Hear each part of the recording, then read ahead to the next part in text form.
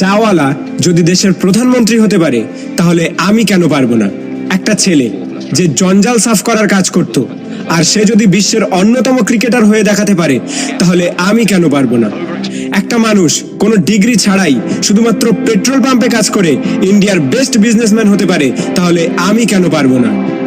High স্কুলের basketball team থেকে বাদ দিয়ে দেওয়ার পরেও যদি সে দুনিয়ার বেস্ট বাস্কেটবল প্লেয়ার হতে পারে তাহলে আমি কেন পারবো না?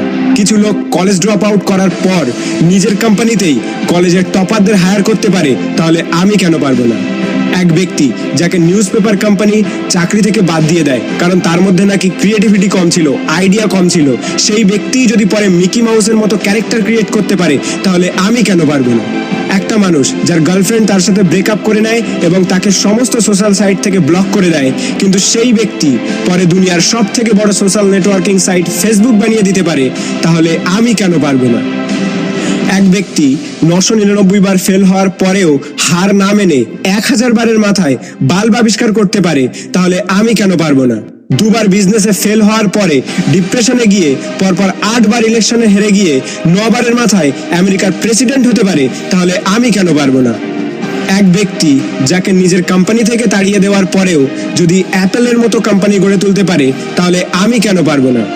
একটা মেয়ে যে 9 বছর বয়সে সেক্সুয়ালি অ্যাবিউজড হওয়ার পরেও 10 বছর বয়সে প্রেগনেন্ট হওয়ার পরেও লোকাল টিভি শো থেকে বের করে দেওয়ার পরেও অস্কার জিততে পারে এবং কোটি কোটি টাকা ইনকাম করতে পারে তাহলে আমি কেন পারবো না?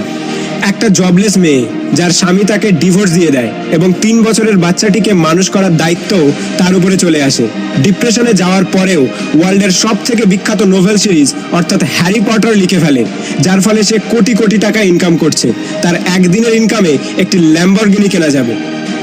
এক ব্যক্তি যার পুরো বডি প্যারালাইজড, চলাফেরা তো দূরের কথা, নিজের আঙুল পর্যন্ত নাড়াতে পারে না, সে যদি ওয়ার্ল্ডের one of the best scientist হতে পারে তাহলে আমি কেন পারবো না?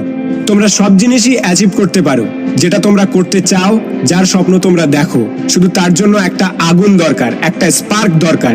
নাথিং ইজ ইম্পসিবল, আর এই স্পার্ক তোমাদের নিজেদের মধ্যে আছে। তুমি নিজেই দোষী তোমার ফেল হওয়ার জন্য। এখন তুমি যেখানে আছো সেটা তোমার অতীতের কর্মের ফল, এবং কাল তুমি কোথায় পৌঁছাবে সেটা তোমার আজকের কর্মের ফল হবে। যদি ভিডিওটি ভালো লাগে তাহলে লাইক করো, শেয়ার করো, আর তোমার মতামত কমেন্ট করে জানাও। আর যদি প্রথমবার আমার ভয়েস শুনে থাকো তাহলে প্লিজ চ্যানেলটিকে সাবস্ক্রাইব করো আর পজিটিভিটি দিয়ে নিজেকে ঘিরে রাখো।